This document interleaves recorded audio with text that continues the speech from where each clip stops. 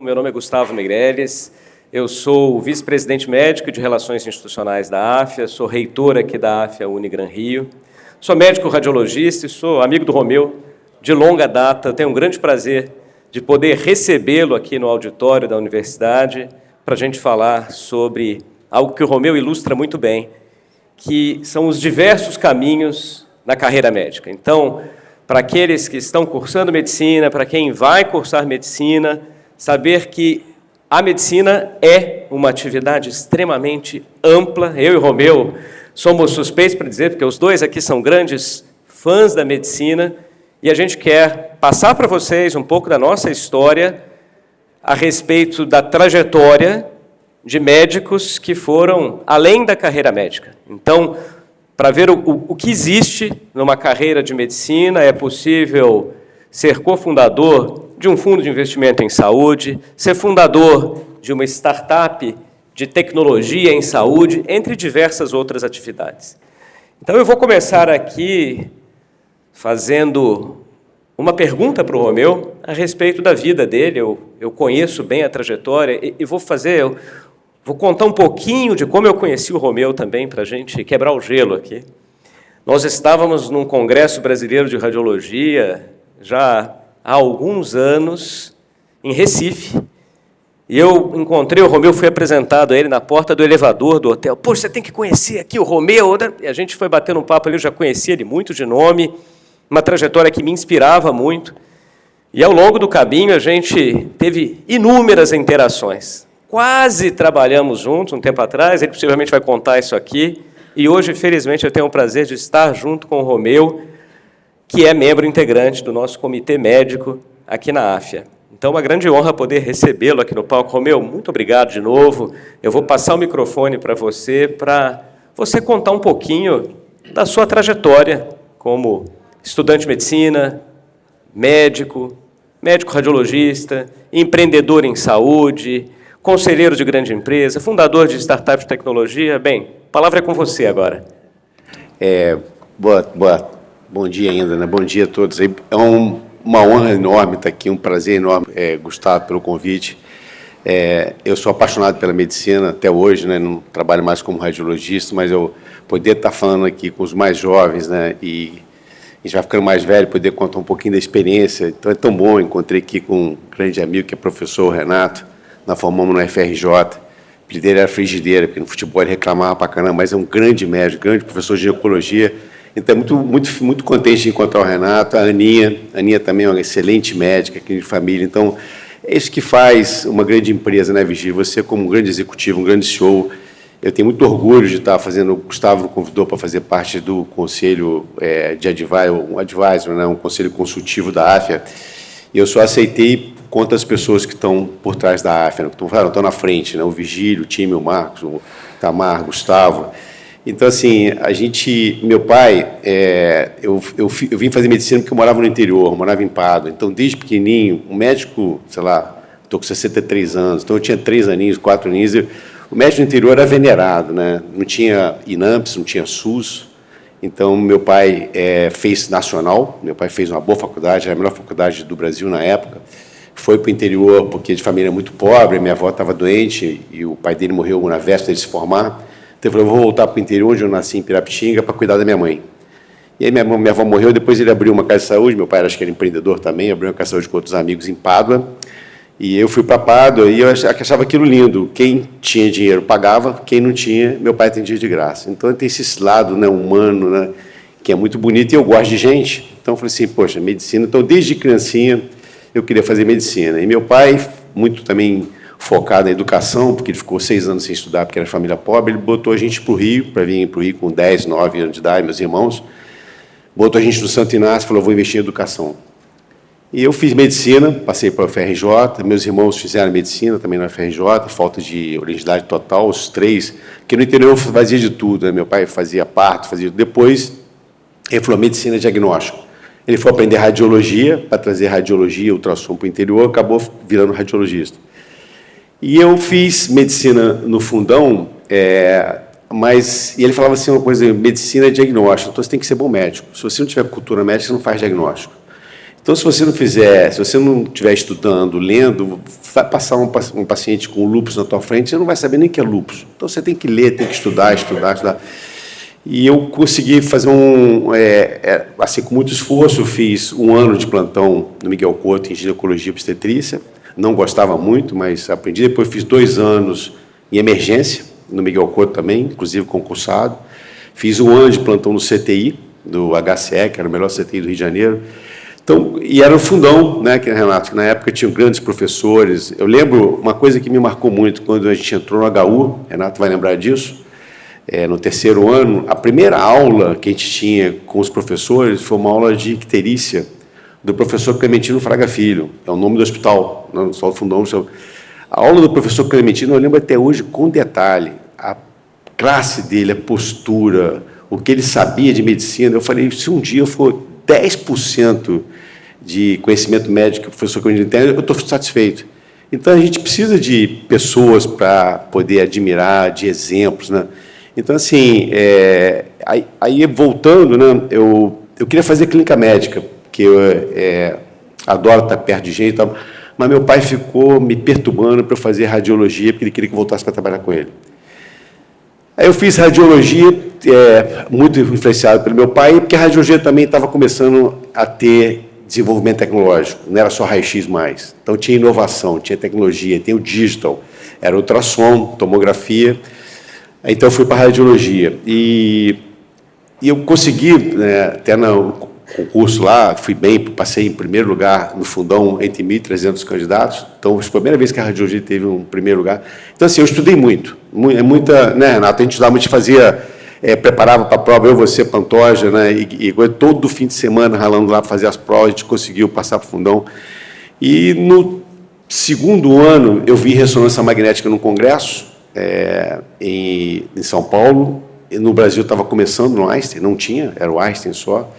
Eu consegui, com bolsa, consegui aplicar para lá, eu tinha um currículo bom, tinha trabalhos publicados, eu consegui ir para Boston, lá para o mestre de ano, aprender ressonância magnética, com bolsa, meu pai não tinha dinheiro para me mandar, fui atrás de bolsa. Então, assim, o resumo, né, os alunos, vocês têm tudo para serem ótimos médicos. Eu lembro que, na nossa época, tinha uma dificuldade enorme de conhecimento.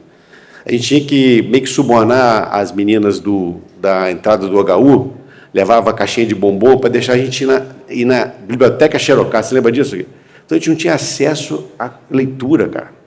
Eu só podia ir para a biblioteca a partir do 3º ano. Mas por que não deixar? Então, era Xerox. Os alunos aqui nem sabem o que é Xerox. Então, hoje, vocês não têm limitação de conhecimento, né? Tem tudo aí. A revista que você quer, tem o ChatGPT, tem o OpenAI. Então, assim, dá para você ser um bom médico em qualquer lugar do Brasil. Entendeu? Você estudar, você viu um paciente, você conversou, colheu a história, e você está vendo alguns sinais, você conversa com o professor, instiga o professor, vai atrás de um artigo, vai atrás da inteligência artificial, você faz o diagnóstico, né? Então, é isso que eu acho que a gente tem que estar provocando os alunos, né? Até na última reunião que nós tivemos de conselho, né, Virgílio, a gente estava falando, eu vou e volto, às vezes dou uma descarrilhada, mas porque eu lembro de uma coisa. Na última reunião de conselho, né, a gente estava falando do ENAMED, minha visão pessoal, acho que é importante ter o ENAMED, acho que a maneira como foi implementada foi ruim, né, não deu tempo para ninguém se preparar, mas os alunos que estão aqui têm que estudar, têm que ter um balizamento, se existe a regra, vamos fazer direito, eu tenho que ter orgulho que eu sou da AFIA. A AFIA tem os melhores professores, tem as melhores notas. Então, se é uma maneira de comparar banana com banana, se é bem feito ou não, se foi bem implementado ou não, é o que nós temos. Então, esse é um recado que eu queria deixar também para a turma se dedicar bastante. E outra coisa, mais uma só, eu vou parar de falar, aí você... meu pai falava uma coisa também que eu acho que é correto, né? Médico respeita médico pela hierarquia do conhecimento, né? Falei isso aí. Então, assim, eu admiro o Renato, é um grande ginecologista, admiro a Aninha, que é uma puta médica. Então, não é aquele que é mais rico, que ficou mais bem-sucedido, não. Então, acho que isso aí, por isso que vocês têm que ser bom médico, que vocês vão chegar, vão ter, até para depois, se você vai ser executivo, vai ser CEO de uma grande empresa de saúde, ou de uma operadora, se você é bom médico, né, nós fomos bom médico, faz a diferença. Entendeu? Então, quando a gente foi para a DASA, o Mário sabe isso bem, meu guru aqui do mercado financeiro, a filha dele ia fazer medicina, a DASA era uma empresa que tinha, a primeira empresa a abrir o capital na Bolsa, tinha uma heterogeneidade grande, tinha clínicas boas, clínicas que não eram boas, e em São Paulo era uma desgraça, você sabe disso, né? Delboni lá, ninguém fazia exame de Delboni, só tinha exame mal feito, errava o laudo, máquina velha, e era ruim mesmo. Aí, quando eu caí de paraquedas lá, que a gente fundiu com a DASA, eu fui ser presidente do conselho, me causou estranheza que os executivos da DASA e os conselheiros não faziam exame na DASA. Pô, os caras iam fazer exame com o Gustavo no Fleury, iam para o Einstein, iam para o Círio, e não faziam com ele. Eu falei, gente, ou nós vamos melhorar isso aqui, ou então eu vou voltar a ser radiologista, não vou participar de um negócio desse que você não está preocupado com a qualidade. E aí nós fomos melhorar a DASA, né? Delboni, Lavoisier, chamei esse cara para trabalhar lá, e falei, não, na DASA eu não vou. Médico é um bicho vaidoso. Entendeu? Aí isso não é verdade. Não, calma aí. Aí nós tivemos que criar uma clínica nova, uma marca nova, que é o Alta, entendeu? Porque para poder chamar ele, os outros que acabaram vindo, trouxemos vários teorias, mas ele não, até hoje ele está devendo. Mas aí nós trouxemos vários colegas para dar uma marca nova, com os melhores aparelhos, entendeu? Para poder melhorar a qualidade. Aí, você vem, mas traz seu assistente, que nós vamos melhorar o Delboni, Lavoisier. Hoje, o Delboni tem uma marca mais prestígio do que o Salmosop, que nós compramos depois. Então, tudo assim, medicina é uma corrida de uma maratona de longo prazo, vocês vão fazer o curso, fazer a residência, se preparem, vão ser bons médicos. E depois as oportunidades aparecem. Médico, você pode ser um excelente médico e continuar sendo médico, você pode trabalhar na farma, você pode ser CEO, você pode ser empreendedor. Entendeu? Então, tudo que você vai fazer dessas 5 coisas que eu falei aqui, se você é um bom médico, você já sai muito na frente. Desculpa, cara, fale mais. Não, você vai falar bem mais aqui, a gente está só começando.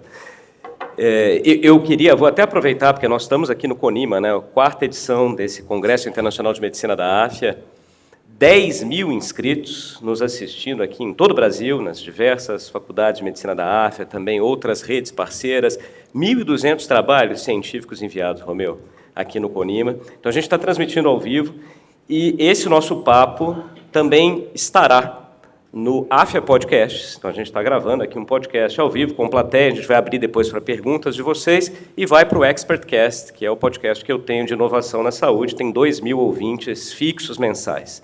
A gente vai transmitir também para a comunidade de inovação em saúde, mais de 15 mil pessoas.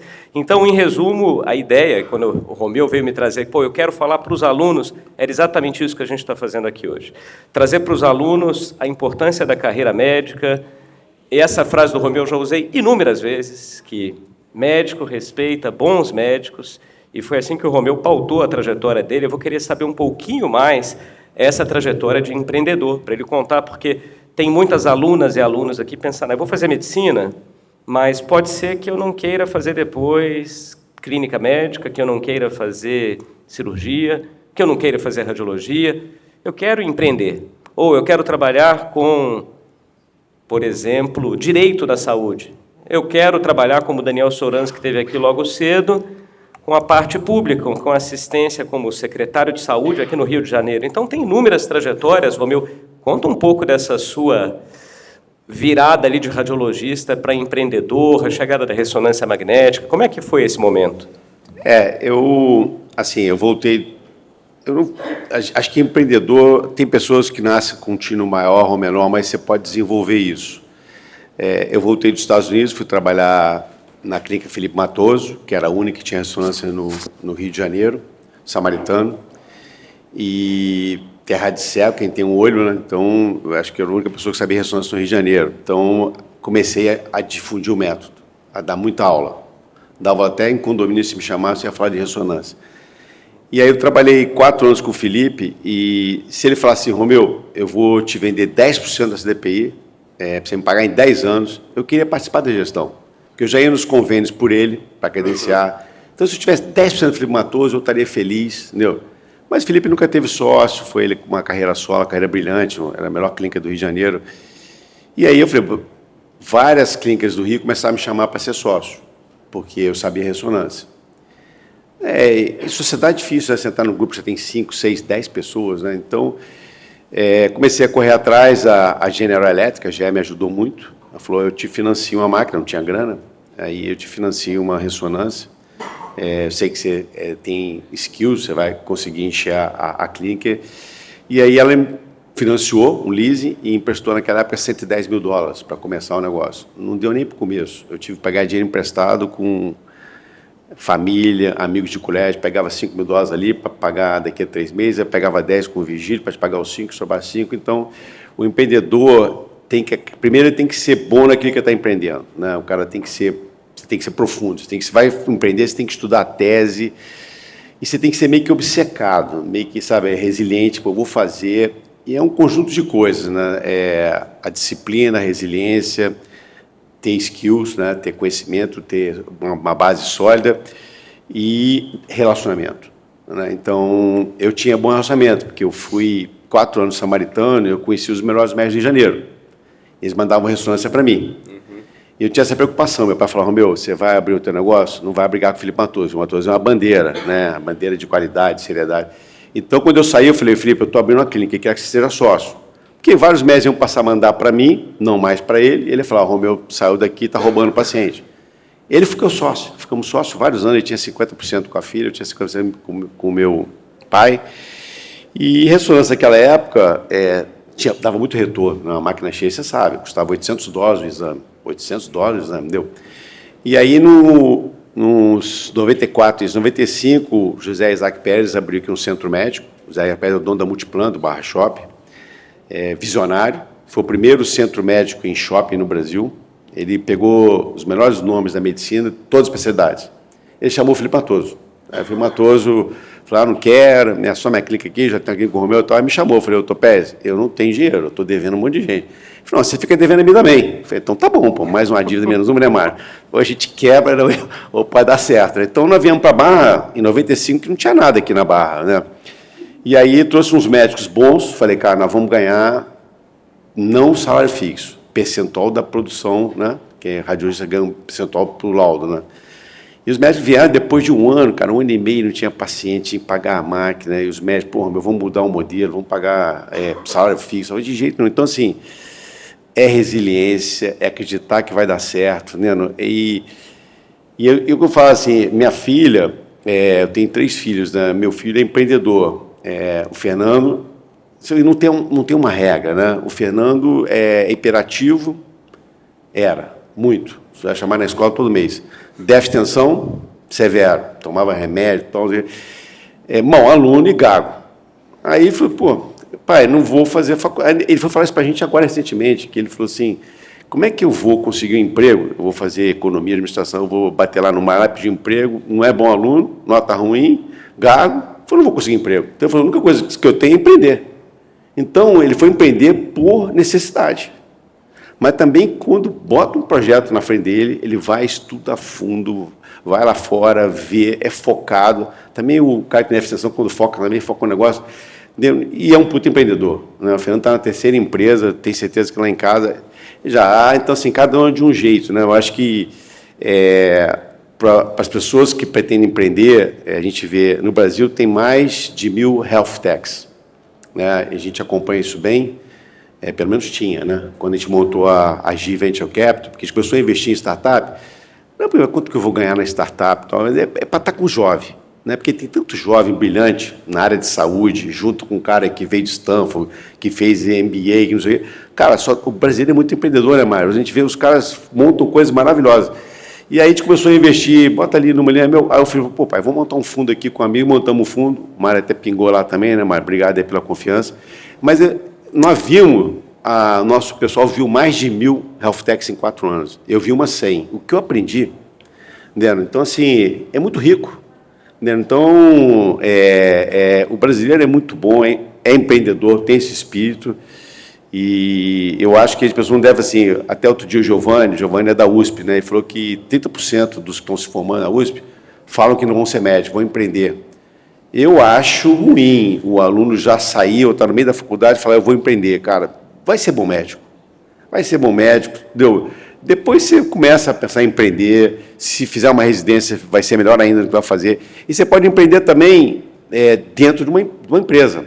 Nós temos o Heron, por exemplo. O Heron é um exemplo de empreendedor. O Heron é um cara que dá aula no mundo inteiro. Nós montamos um laboratório de 3D, biodesign com a PUC. E ele está sempre, imprime, realidade virtual, são as peças 3D. Ele é empreendedor. Então, você pode empreender dentro da AFIA. Então, empreender não é só eu montar a minha clínica. A gente tem que estimular o espírito empreendedor, ou dentro da grande empresa, ou mesmo com um grupo de amigos. Olha, Romeu, acho que ótimas mensagens aqui para as nossas alunas, nossos alunos. Eu estou lembrando de alguns pontos e alguns ganchos que você deixou, né? Primeiro, o intraempreendedorismo. Então, aqui na AFIA nós temos um programa de intraempreendedorismo que é coordenado, inclusive, por um empreendedor, Dr. Eduardo Moura, que fundou o Whitebook. Então, o AFIA Whitebook, que é usado, alunos, alunas, médicos que estão aqui nos ouvindo, né? E falei, inclusive, com o Daniel Sorans mais cedo também, do Whitebook, para ser usado na rede pública. O Eduardo Moura fundou o Whitebook, que tem hoje mais de 200 mil médicos e estudantes de medicina usuários, vai falar para vocês hoje à tarde aqui no CONIMA, junto com 2 sócios, né, o Bruno Lagoeiro e mais um sócio, fundaram essa ferramenta de apoio à tomada de decisão, que é utilizada aqui dentro do ecossistema da AFIA de tecnologia em saúde. Tem outros pontos bacanas que você trouxe. O Heron Werner foi entrevistado recentemente por mim no ExpertCast, a gente vai deixar na sinopse aqui, tanto do AFIA Podcast quanto do ExpertCast, o episódio que eu gravei com o Heron. O Heron acabou de ganhar um prêmio, ele foi perto do Polo Norte, não sei se alguém conhece isso, eu não conhecia, ele deve ter te contado, mas existe um local na Noruega, se não me engano, uma ilha remota, 4 horas de voo a partir de Oslo, onde existe um arquivo ali do fim do mundo. Então, tudo que é feito de muito relevante, não só na saúde, nas artes, na literatura, no mundo inteiro. Imagine que aconteça aqui uma catástrofe nuclear e não sobre quase ninguém. Existe um arquivo lá nessa ilha remota, no local embaixo da terra, ultra protegido, onde vocês vão encontrar, por exemplo, algumas canções do Gilberto Gil, músicas do Tom Jobim, obras de arte da França e os projetos de biodesign do Heron estão lá nesse local. Então, eu recomendo que vocês assistam esse podcast, porque ele conta dessa ida dele. E veja, de novo, nós estamos falando aqui de um médico ginecologista obstetra, trabalha na DASA, no Alto, aqui no Rio de Janeiro, e que trilhou uma carreira, e por isso que a gente está falando do além do jaleco, trilhou uma carreira em empreendedorismo. Eu vou ter que falar do Heron aqui de novo, você trouxe o gancho. Ele fazia ultrassom de gestantes e ele adorava mostrar, né, como todo médico ultrassonografista, ele está mostrando o bebê para a futura mãe. E fala, olha aqui o seu bebê e tal. E ele estava fazendo uma vez um ultrassom de uma deficiente visual. E pensou, puxa, eu não consigo mostrar o bebê para essa mãe. Como é que eu faço isso? E ele tem a ideia de imprimir a imagem do ultrassom em 3D, no modelo. Junto com a ressonância. Junto com a ressonância.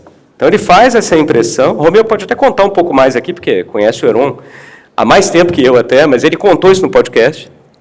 E aí ele consegue mostrar para a mãe, a partir do tato, o seu futuro filho, a sua futura filha. Então, é um projeto muito bacana. E um outro que nós gravamos foi com a Nádia e a Gabi, lá da Agir Ventures, falando também desse universo de health techs do Brasil. Então, para quem está aqui também na faculdade, aqui na AFIA mesmo, a gente tem inúmeros projetos surgindo todos os dias.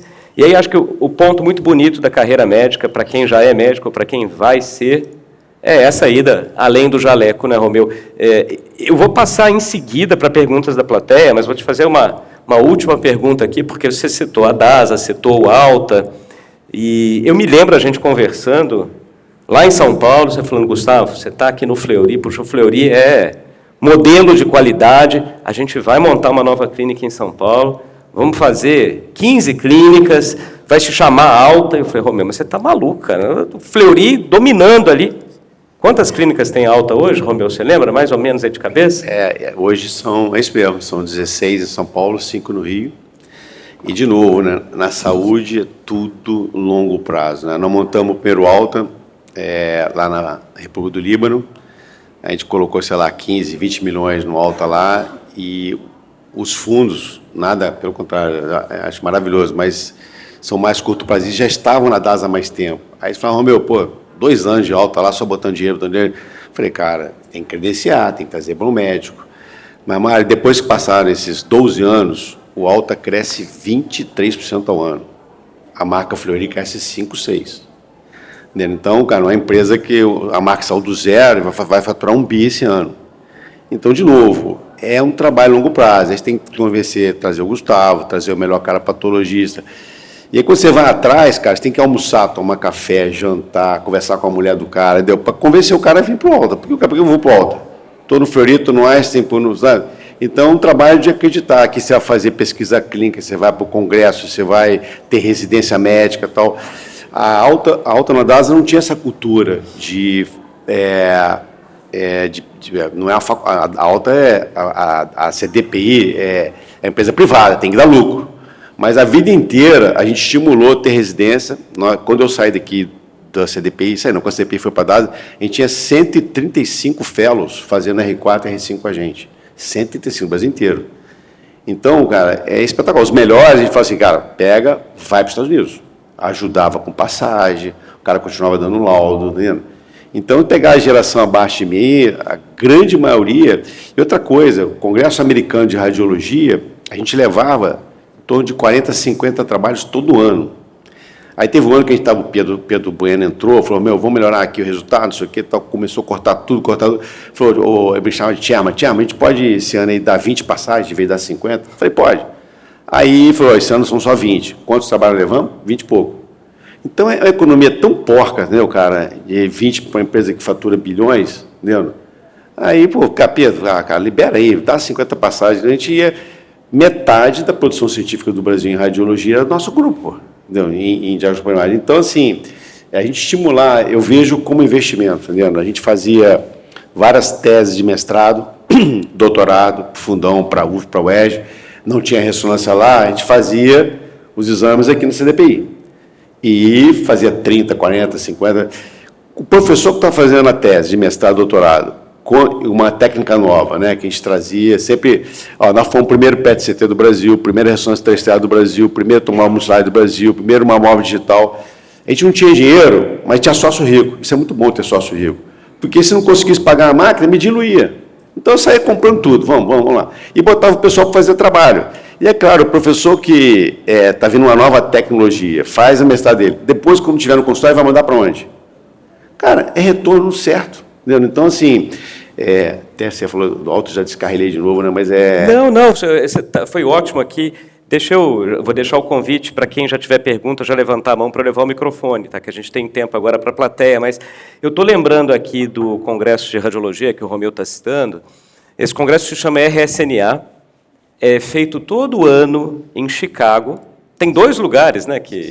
60 mil participantes. A gente tem 10 mil no Conima aqui hoje, pensem em 60 mil, movimenta a economia presencialmente em Chicago, 60 mil presencialmente em Chicago, movimenta a economia da cidade para o ano todo. Tem uma rede, é impressionante, tem uma rede de ônibus servindo todos os hotéis. Eles construíram túneis subterrâneos para ter um acesso rápido para o McCormick Place, que é o centro de convenções. Então, você sai do seu hotel, em 10 minutos você está no McCormick, porque tem uma rota exclusiva.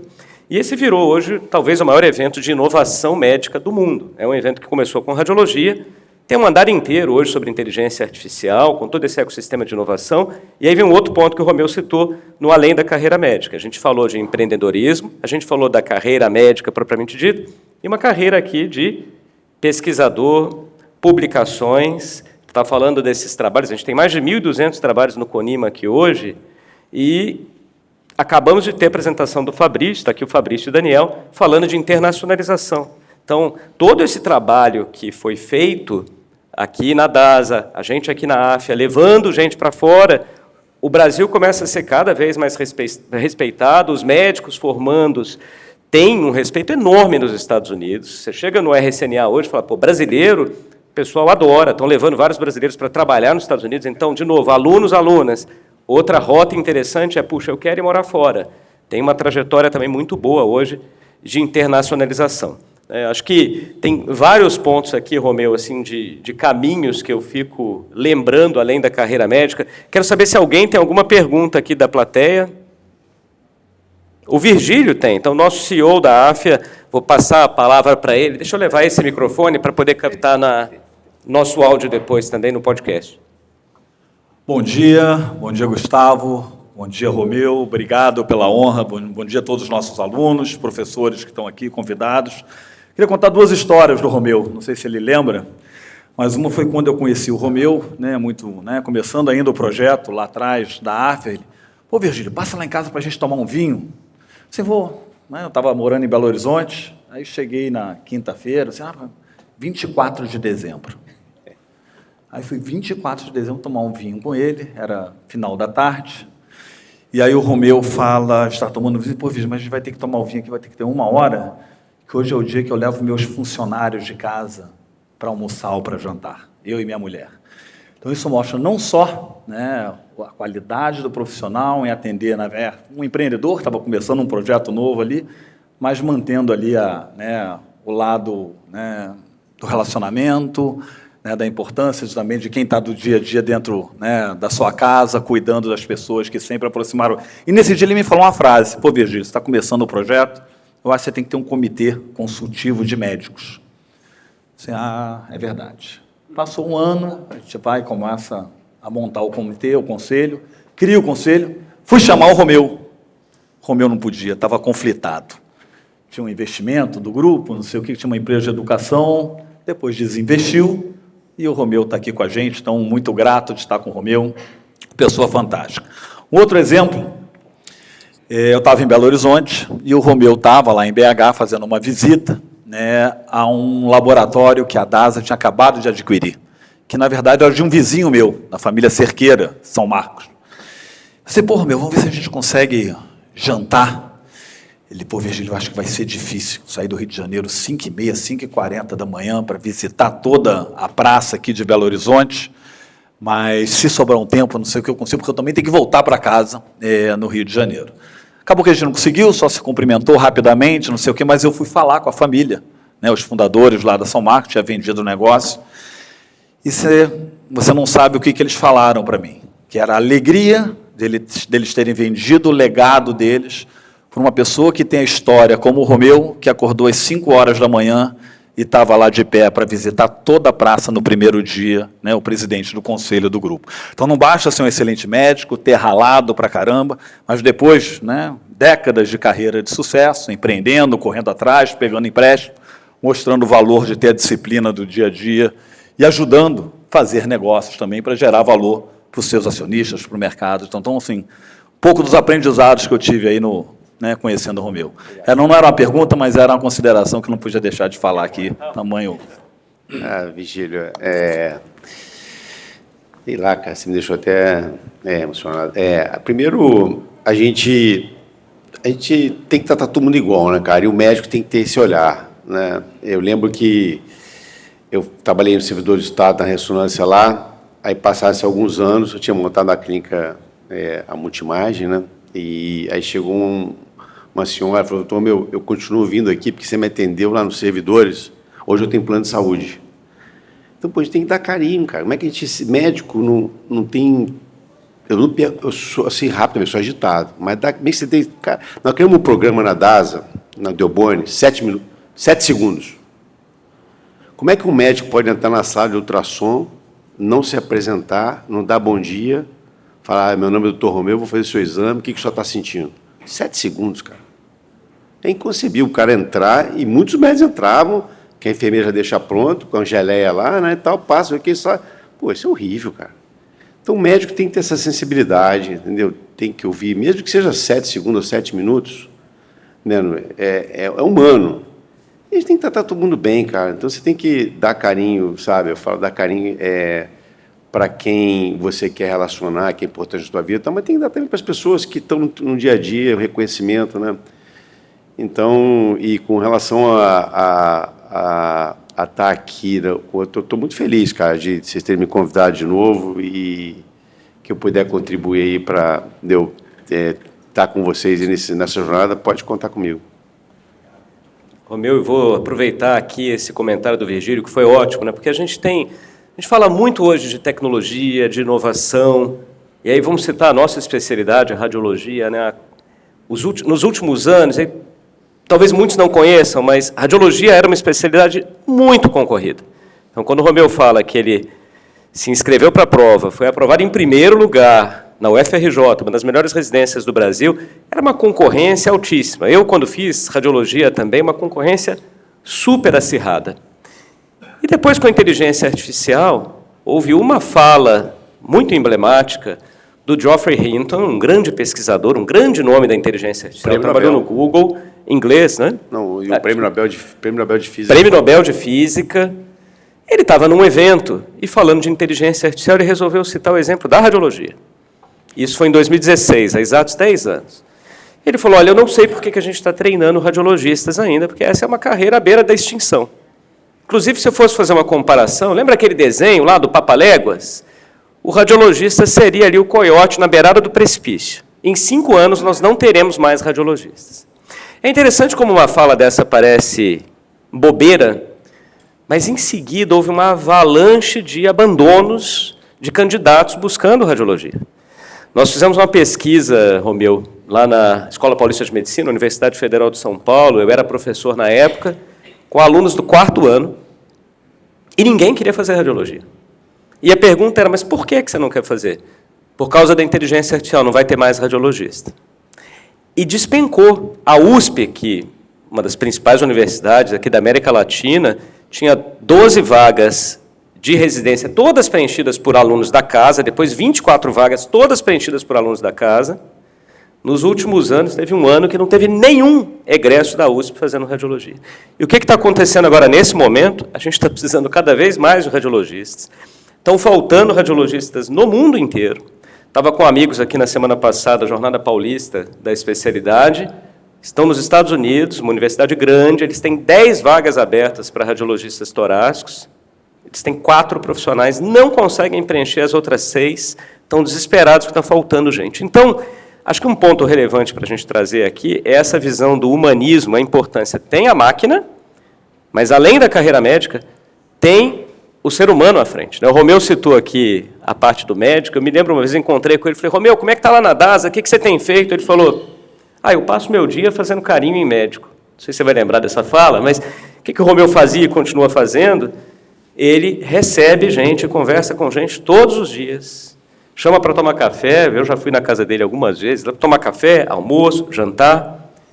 E ele fala isso, eu tive com meu irmão, que é médico ortopedista aqui no Rio, ontem à noite, falei, amanhã eu vou estar junto com o Romeu. Puxa, o Romeu, amigo meu, adora, é fã dele. Em casa hoje? Ele vai jantar em casa hoje? É ele que vai? Não, não é ele. Não, mas Não, quinta-feira. Hã? Não, eu não estou sabendo. Vocês devem ter marcado alguma coisa aí. Você está fazendo carinho no meu irmão agora também.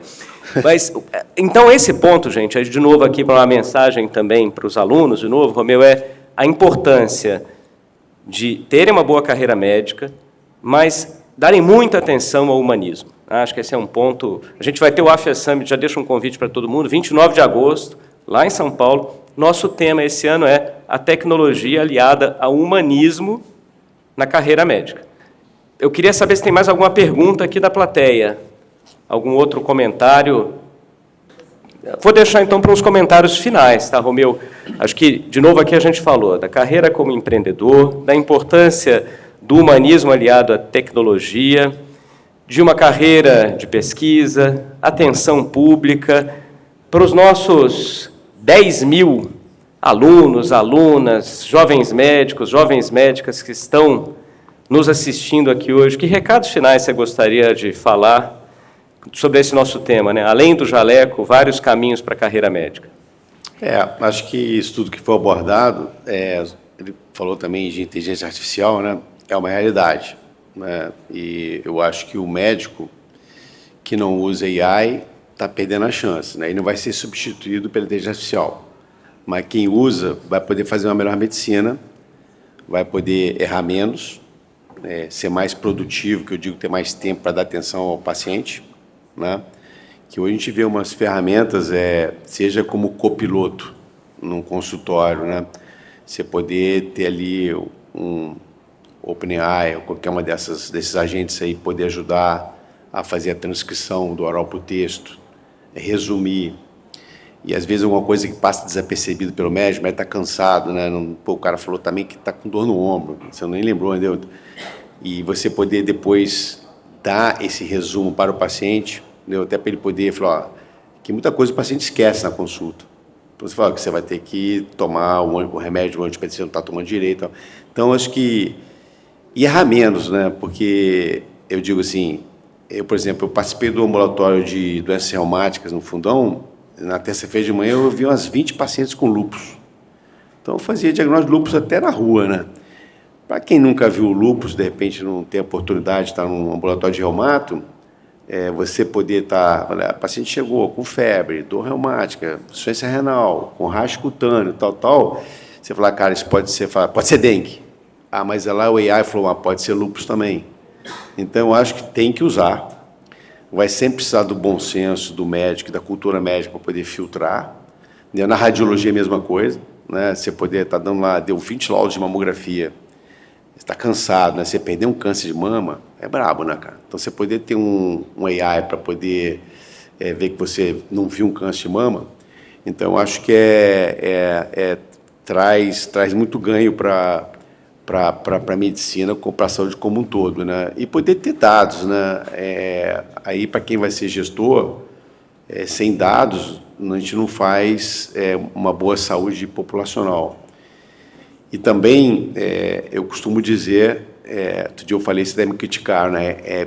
Para quem tem plano de saúde no Brasil, acho que a maioria aqui tem, o melhor lugar para ficar doente no mundo é no Brasil, não tem a menor dúvida. Aí a pessoa diz, mas é porque ele não sabe que enfrentar a fila do SUS. O SUS também é muito bom, o SUS faz um excelente trabalho na atenção primária. Né? A gente vê, né, Aninha, falta na especialidade, falta na alta complexidade, que eu acho que o governo federal tem que pegar a parceria com a iniciativa privada.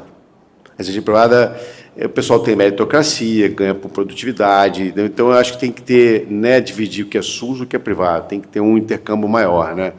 Mas na iniciativa privada, eu tenho os melhores hospitais, os melhores médicos, os melhores diagnósticos, e eu tenho carinho, cara.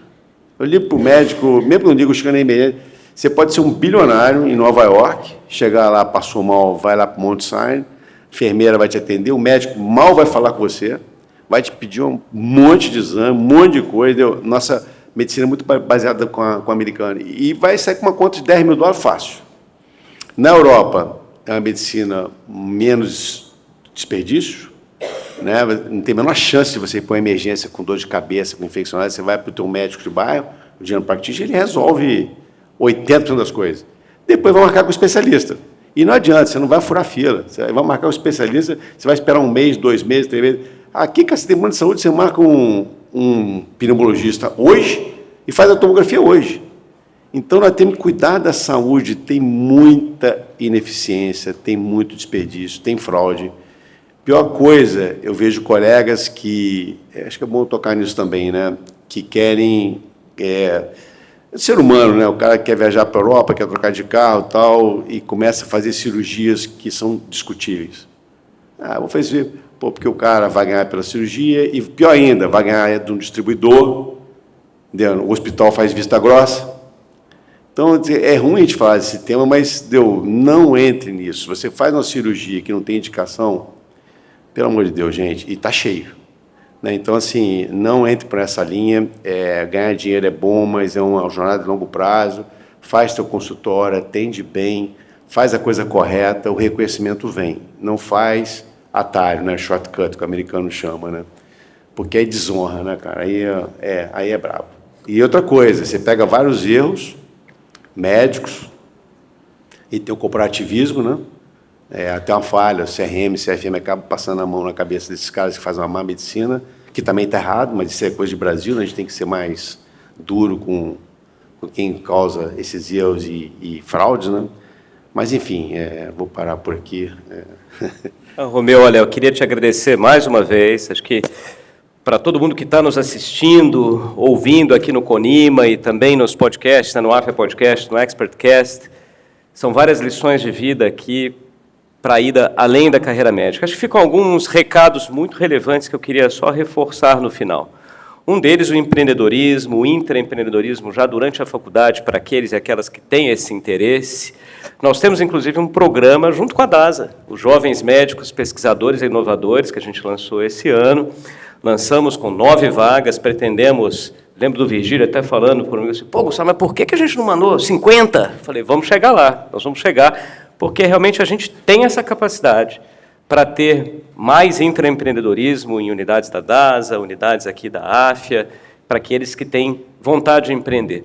O segundo ponto que o Romeu falou bastante é dessa atenção humana, né? Então, vocês viram diversos exemplos aqui. Romeu, enquanto você falava, eu lembrei de um outro ponto, né? Nós dois lideramos grandes serviços de radiologia. Me lembro da época que eu estava no Fleury, eu vou dizer para vocês que praticamente 100% das reclamações que eu recebia, eu respondia todas elas pela ouvidoria. Então, eu ligava para o paciente, eu ligava para o familiar. Todas as reclamações, sem exceção, eram por mau atendimento. Era o médico que não prestava atenção na hora de fazer um ultrassom, que foi rude, que foi muito rápido. Eu não recebi reclamação em que o médico atendeu bem o paciente, mas teve um erro depois. Isso daí depois o paciente relevava. E até um ponto, ele tem 100% correto, mas as pessoas olham muito o ambiente. Então, a postura que vocês vão ter como médico, a maneira de se vestir, de falar, né? Então, é importante, gente. Pô, mas você é velho e tal, cara. Hoje em dia, o dress code é mais casual, tá certo. Mas faz a diferença. Eu era até meio... Acho que eu tenho toque, né? Acho que não tem. Mas quando a gente montou aqui a CDPI, é uma coisa boba, né? Só os médicos, tudo mais velho que eu. Aí um deles lá falou assim, Romeu, por que você não bota uma gravata? Eu falei, pô, gravata, cara, no Rio de Janeiro. Pô, você é novinho, cara, tudo professor, os caras usam tudo gravata. Eu falei, tá certo, pô, se os professores, por que eu não vou? Aí comecei a botar gravata e botar os radiologistas, botar gravata e jaleco branco. Gravata, jaleco branco, crachá, era meio neurótico, chamado de ter crachá. Você sabia o que você está falando? Todo mundo, não é só a mãe, não. Desde a recepcionista, entendeu? E aí era interessante que o residente usava o jaleco, o crachá, e quando o R4, R5, quando ele estava substituindo um staff, ele botava gravata. Você parece uma coisa tão boba, mas é um ritual, cara. Entendeu? O cara sente orgulho. Hoje eu estou como staff, não estou como residente, não. Entendeu? Então, assim, claro, ninguém mais usa gravata, nem para casamento e tal, mas você ter... E outra coisa também, capricha no atendimento, a sua secretária, o teu consultório. Entendeu? É ridículo falar isso, né? Mas o Alta, as pessoas vão lá, falam, pô, o Alta tem uma concierge, tem um de jejum, iogurte com granola. Pelo amor de Deus, gente. Aí se pergunta, quem fez ultrassom, não lembro o nome do médico, mas lembra do iogurte com granola, entendeu? Então, vocês têm que olhar isso também, sejam bons médicos, mas olhem o que está em volta também, porque as pessoas dão valor, entendeu? É isso, gente. Olha, novamente, muito obrigado a todos e todas vocês que estão aqui presencialmente ou online nos assistindo no Quarto Conima. Eu recebi aqui o Romeu Domingues, que é médico, empreendedor e investidor, que é um exemplo vivo aqui da ida além da carreira médica. Então, muito obrigado. A gente vai passar para o almoço agora e continuaremos no período da tarde.